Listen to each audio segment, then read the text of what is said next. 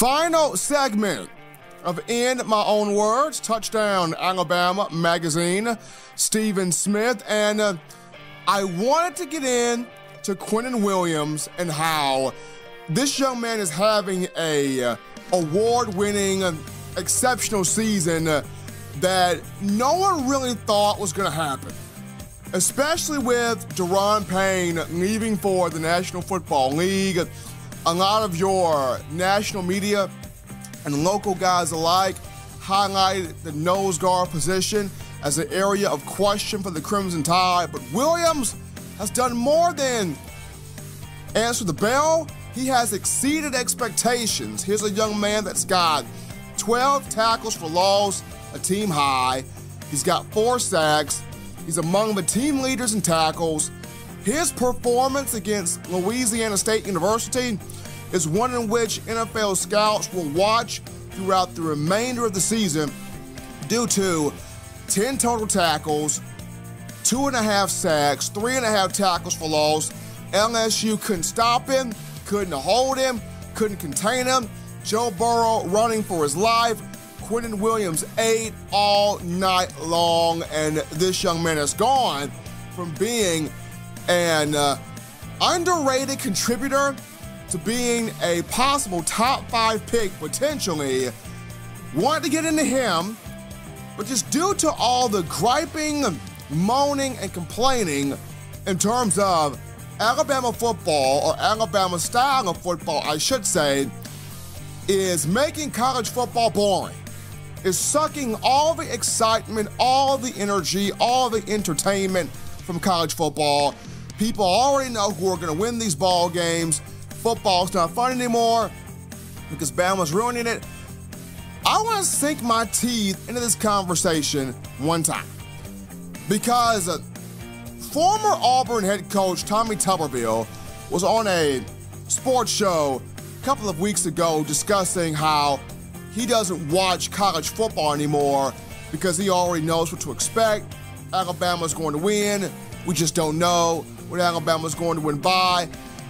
Tuberville, nobody was complaining when Auburn won 6 straight Iron Bowls from 2002 to 2007.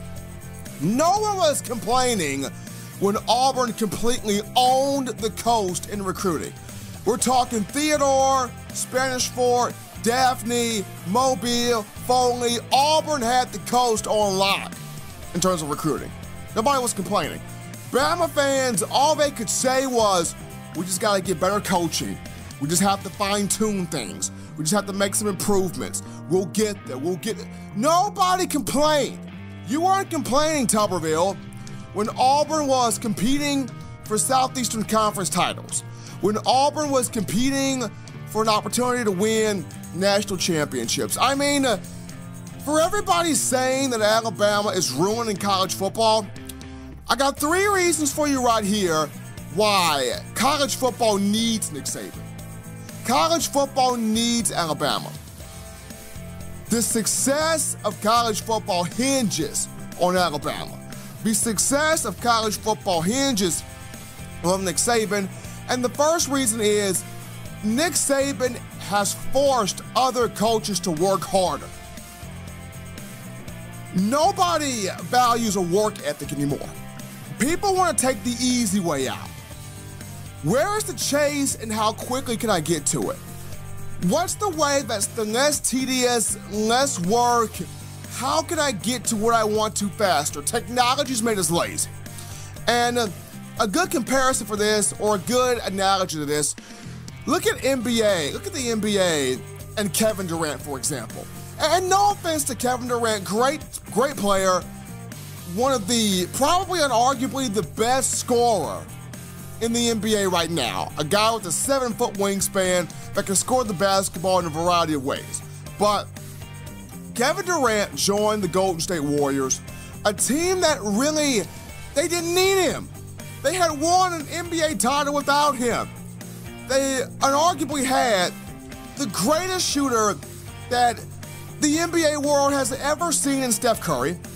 And then you got a guy that's just as good in Klay Thompson, who's also an elite defender, Then you have the agitator on defense in Draymond Green. Then you have solid role guys in Sean Livingston and Andre Iguodala. You didn't need Kevin Durant. I mean, Durant with Oklahoma City was up 3-1 on Golden State in the Western Conference Finals and just choked it away. But he joins Golden State because just gotta win a ring. Just gotta find some way to win a ring. If Kevin Durant would have won an NBA title anywhere else, it would be much more valued. It would have been way more respected. But because he got one at Golden State, it is hard for people to look at Kevin Durant as a true champion. Why? He took the easy way out. Coaches, not trying to work as hard. Nick Saban, forcing you to work as hard. Nick Saban is that high school teacher, that college professor that you as a student, you're trying to make the dean's list. You're trying to make the president's list. You're trying to have your mom tell you how proud she is of you. If you grew up in the Baptist church setting, I did personally, you're trying to get money from your childhood church because in the Baptist church setting, you would get X amount of money for each A on your report card or your college transcript. You would get X amount of money for each B you would bring home. And you're trying to have all your ducks in a row. So this professor's giving you an A, this teacher just gave you a B, this guy just gave you an A, this gal just gave you a B. You're on the verge of being on the president's list, dean's list. You're on the verge of coming home on a happy note. The one class separating you from utter joy is Nick Saban's class. And you walk into Saban's class, right? And in your mind, you're thinking, I work hard, I've done enough, I probably have not given the effort that I've given in most other classes, but I think Nick Saban likes me. I think Nick Saban values me. I think Nick Saban recognizes that I come to class every day. He takes attendance. I'm yelling, here, present, you know. I think Nick Saban recognizes I'm in the room. So you go to Nick Saban's class thinking to yourself, I got this in the bag, and all of a sudden, Nick drops this C on you that just burns you up. Drops the C on you. And all of a sudden, immediately, the money from the church is gone, the dean's list is gone, goodbye to the president's list, the I'm so proud of you from your mother turns into where did the C come from? Explain this, because Nick Saban chooses to give you the C that makes you work harder. If you work harder, you'll get an A next time. If you work harder, you'll get the B next time. Nick Saban forcing other coaches to work harder. It's already hard enough for coaches in college football to consistently win conference championships, to consistently win national championships, to consistently get recruiting titles. It's already hard enough. But when you have to do it year by year against Nick Saban, it becomes even worse because he's working around the clock. He doesn't stop. There's no days off. Especially when you're in the Southeastern Conference, you're thinking, I gotta compete with this joker year after year after year. Other coaches are just fine with getting the 5-star kid. Other coaches get a 5-star kid, they like, sweet baby, we hit the mother load. We got a 5-star, we got one. Other coaches get a 4-star, woohoo! Dilly dilly, we got a 4-star kid, baby. We got one. Nick Saban gets a 5-star kid. Big whoop. We got 5 million of you. What makes you tick? What makes you special? What sets you apart? Sell me on you. Tell me. Nick Saban gets a 4-star kid. Who cares? We got 10 million of you. Sell me on why you are important. I have literally seen Nick Saban curve a 5-star kid to bring on somebody less talented. Why? Because the less talented kid checks off all the boxes. You gotta impress Nick Saban. because he is so meticulous on how he goes about his process. Nick Saban wants you at the perfect size, the perfect weight, the perfect height, the perfect butt formation. Yes, Nick Saban marries butts of players. Read a book on it. He does it. He wants you at the perfect IQ. Nick Saban craves perfection, and he wants it from the coaching staff, the training staff, the nutrition staff, the president of the university, the chancellor of the university, the AD, Greg Byrne. He wants everybody on this staff from top to bottom to work just as hard or harder than him. Why? Because he craves perfection. Other coaches lazy. They don't want to do this.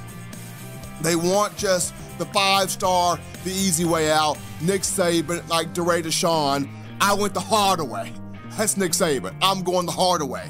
And probably the biggest thing that separates Saban from other coaches is the mental edge, the mind control he has on players and getting them to buy into what he's doing.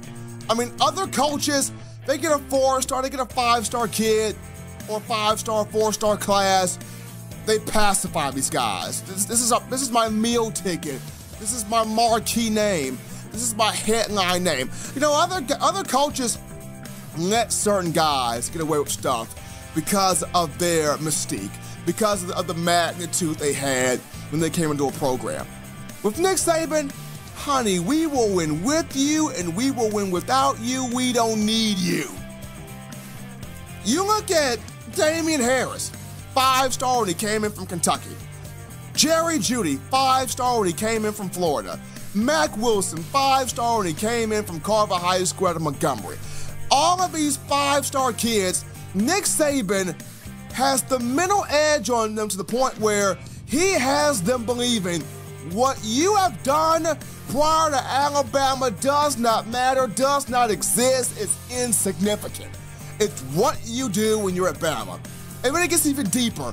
What you do your freshman year at Bama doesn't matter when you become a sophomore. What you've done your sophomore year at Bama doesn't matter when you become a junior, and so forth. It's even going game by game. What you're doing in this game doesn't matter the next game.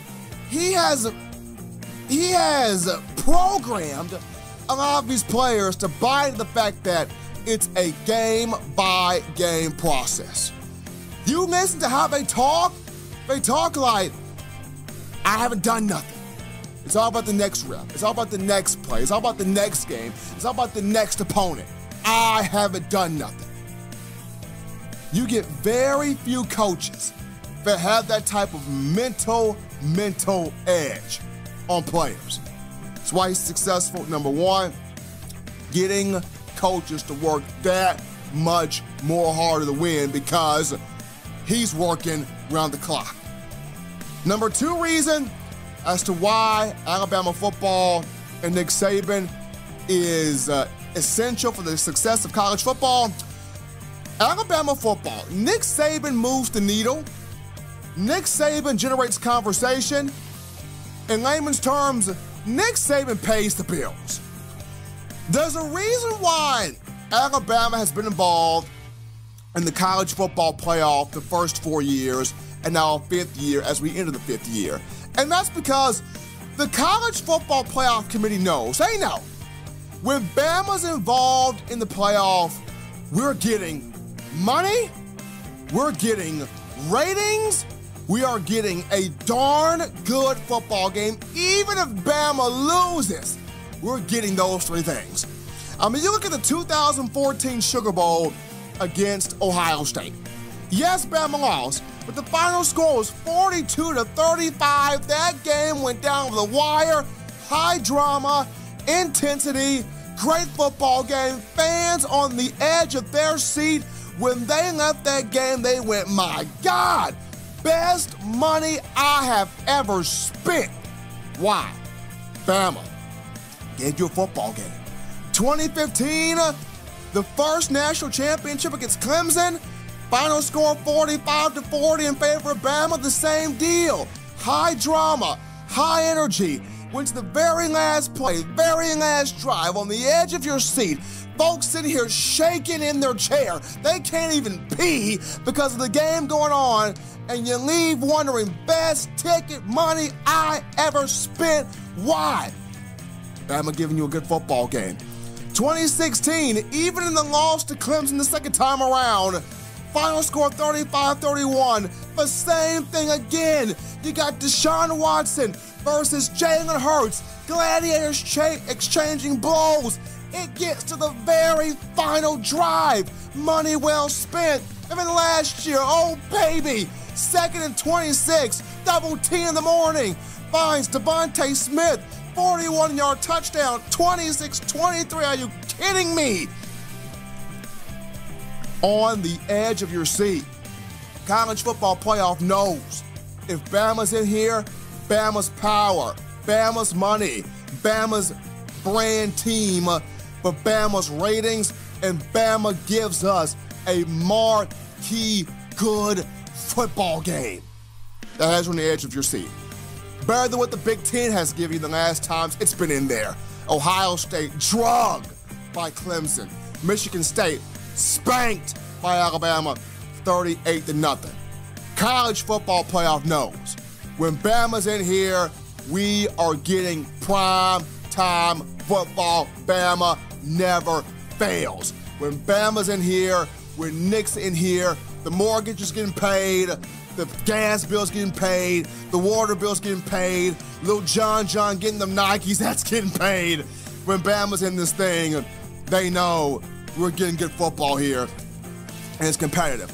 I mean, have you ever noticed, folks, when you have major talk shows out there, major sports talk shows, and national-wise, and they have their agenda set up for the day, the host and the producer, they got their agenda set up, and it's a slow news day, not much going on, and they're talking maybe NASCAR, maybe NBA, maybe some NFL, maybe some Major League Baseball, some World Series talk, you know, some topics being thrown around, the suggestion meal there.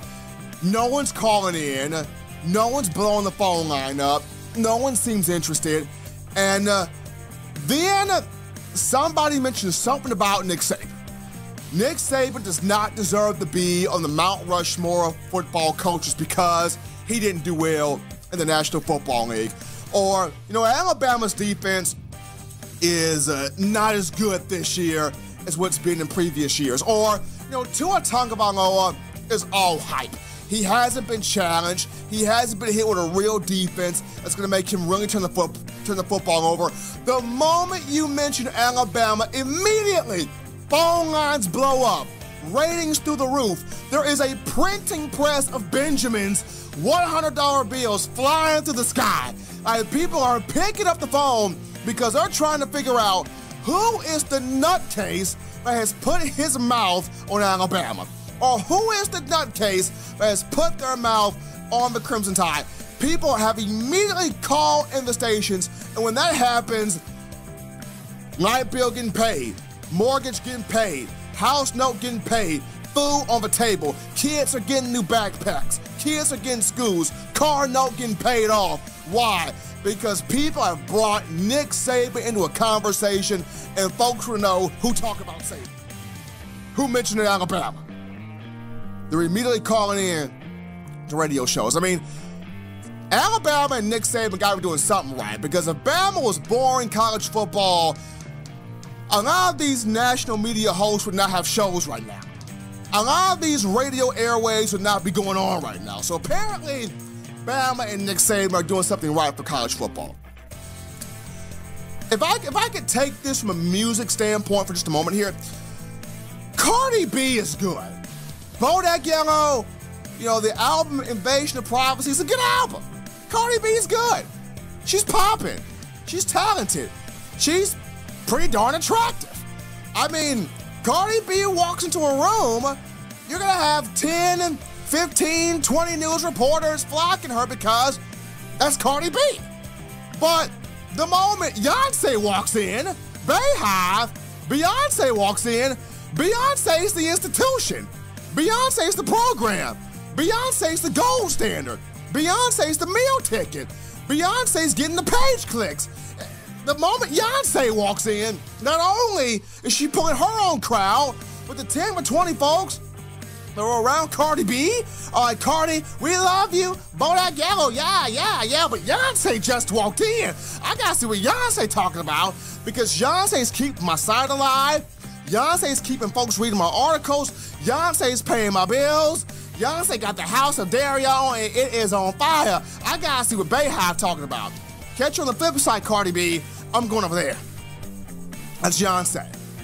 I mean, it's the same thing with Nick Saban.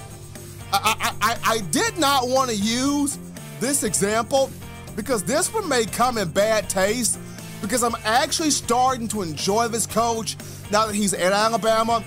He was able to finally puff his first cigar, enjoy, living his best life, a little Duval edition. Tennessee being that bitter ex toward him, and he's finally two-stepped on and onto the next baddest thing moving and smoking. If you haven't caught my drift, I'm referring to Lyle Butch Jones here. But remember 2016, right? Tennessee was coming off a 2015 season where it went 9-4. And everybody felt like, Tennessee was back at a time where, Volunteer Nation felt like it had Peyton Manning, T. Martin, Casey Clausen, Philip Fulmer, all those guys back under one roof. You had national media putting Tennessee in the college football playoff. You had national media putting Tennessee as the SEC champion. You had volunteer fans that had everything built up to this moment where Butch Jones was concerned. Butch Jones was talking all about the brick by brick, and we're champions of life, and the 23-step plan, and all of this stuff. He had them built up for the 2016 season. And you go into SEC Media Days, of course, I was there, and you had people wanted to put Butch Jones on the same plateau as Nick Saban so bad, but they had Butch Jones and Nick speak on the same day. You don't do that. Wednesday's the money day. Wednesday's Saban day. Wednesday's when, Saban comes in and he's like a rock star. He's like Moses parting the Red Sea. You don't put Lyle Jones and Nick Saban on the same day. But the media tried it. They put them on the same day. Lyle Jones walks in, 2, 3, 4 guys. They're around him asking him questions. Nick Saban comes in, flash mob. Everybody around him. Nick Saban's like Mick Jagger. Everybody's flocking Nick. Nick Saban is Nirvana, Bon Jovi, U2. Everybody's flocking around Nick. And the 1 or 2 reporters that were giving Butch Jones a time of day went, was that Nick? Butch, I am so sorry. Nick! Over here! Nick! I gotta get you, Nick! Nicky! I'm right here! Butch, love you, but I gotta go over here with Nick. Nick moves the needle. Nick pays the bills. Nick creates the conversation. Alabama moves the needle in college football. It's what they do. When you bring up Alabama, everybody's trying to figure out who is the guy talking about the Crimson Tide. That's number 2. The third reason as to why Alabama is good for college football and Nick Saban is good for college football, dominance is a great thing, okay? It's a great thing. And we live in a day and age where people say they want dominance, people say they want a dominant team, but they really don't want a dominant team. People want parity. They say they want dominance, they really don't. It's almost like in relationships when the woman says, I just want me a man that's gonna do right by me, that's gonna be right by me, that's not gonna do me wrong. And you get the man and you don't know how to take it. Or the fellas that go, I just want a girl that's gonna be my ride or die, she gonna treat me right, she gonna treat me with respect, it's gonna be just me and her. And you get the girl and you smack dab do it wrong. You think you know what you want, you talk like you know what you want, but you really don't know what you want. And for me, I never grew up in the Paul Bear Bryant era. I never did. I would have loved to, but I never grew up in the Paul Bear Bryant era. I never got a chance to experience that joy. And for the old school Tide fans that grew up in the Junction Boy era, the 60s and 70s, you grew up on Paul Bear Bryant. For you, this was as good, that was as good as it got. It didn't come no better. It came no better than Paul Bear Bryant just dominating teams. It came no better than seeing the likes of Ozzie Newsome, Joe Namath, Ken Stabler, Steve Sloan, Major Oglov, John Hanna, Sylvester Croom. It came no better than watching those guys dominate, and was never a part of that era. Nick Saban is the second coming of Paul Bear Bryant. Nick Saban is this year's generation of Paul Bear Bryant. And for a lot of old schoolers out there, people thought after Paul Bear, would this ever come again? And you're seeing it again with Nick Saban. The dominance that he's showing. 5 of the last 9 national championships won by Alabama, and they're going after another one again this year. Nick Saban, 6 national championships overall, 5 at Bama. He's 1 more away from tying the Bear at Bama, 2 more away from surpassing the Bear in Tuscaloosa. People don't like dominance. There are some teams, some dominant teams that people just hate. Number 1, people hate the New England Patriots. They hate Tom Brady. They hate Bill Belichick. Why? That's a dominant team. That's a dominant franchise. That's a dominant program. Every time you look up, the New England Patriots are going to the Super Bowl. People hate the Golden State Warriors. How do we beat Steph? How do we beat Clay, Draymond, Kevin Durant? How do we beat this team? How? I mean, you got the greatest shooter in Cary. You got a just as good shooter in Klay Thompson. You got one of the best scorers in history in Kevin Durant. You got the agitator in Draymond Green. You got solid role players like Andre Iguodala. How do we beat this team?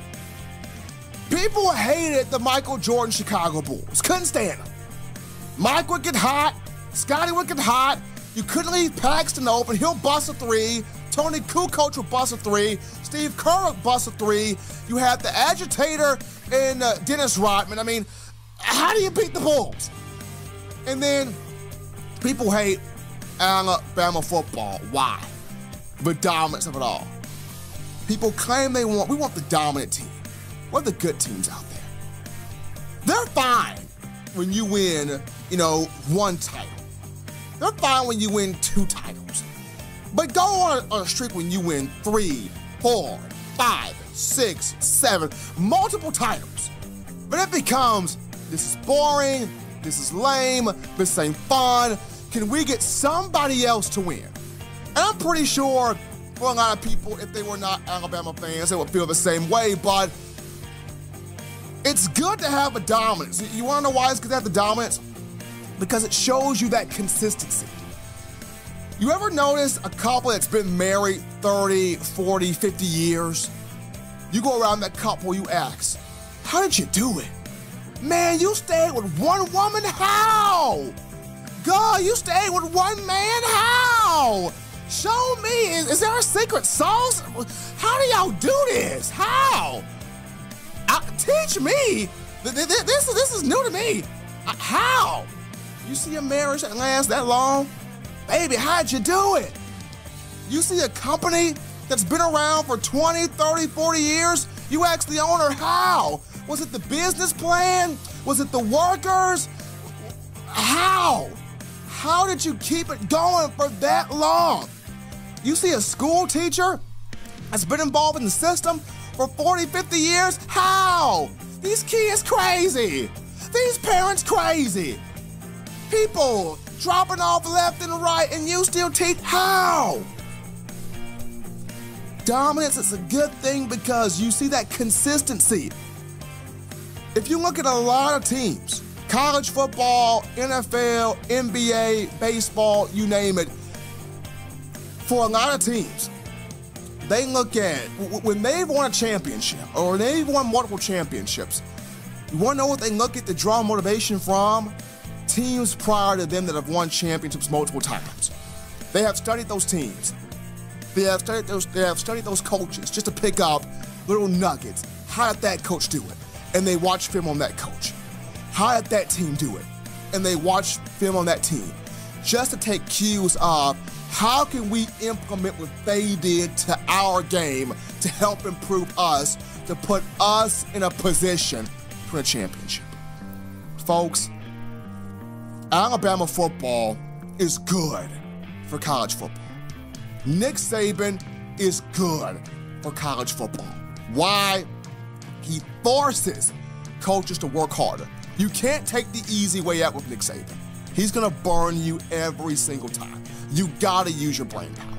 You gotta be able to work hard. Number two, Alabama moves the needle in college football. It creates conversation in college football.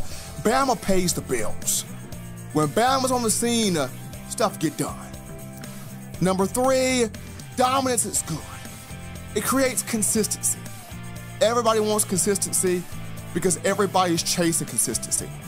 If Bama was so bad for college football, why is everybody chasing Saban? If Bama's so bad for college football, why are these teams hiring Nick Saban assistants in the hopes that they can beat Bama?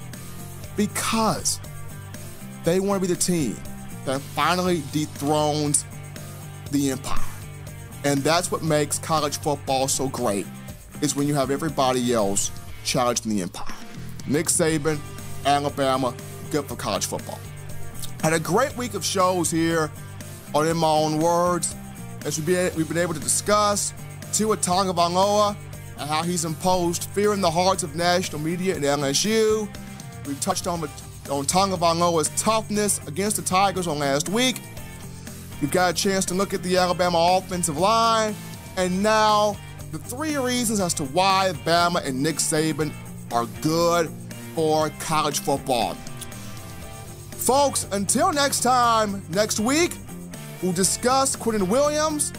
We'll recap some moments from the Mississippi State game. As always, if you have not done so, check out the Touchdown Alabama Magazine app via the Google Play Store for the Android phone, iPhone App Store for all my folks rocking Team Apple. For all of us here at Touchdown Alabama Magazine, I'm yours truly, Stephen Smith. Enjoy your week. Until next time, folks, it's been In My Own Words. So long, everybody.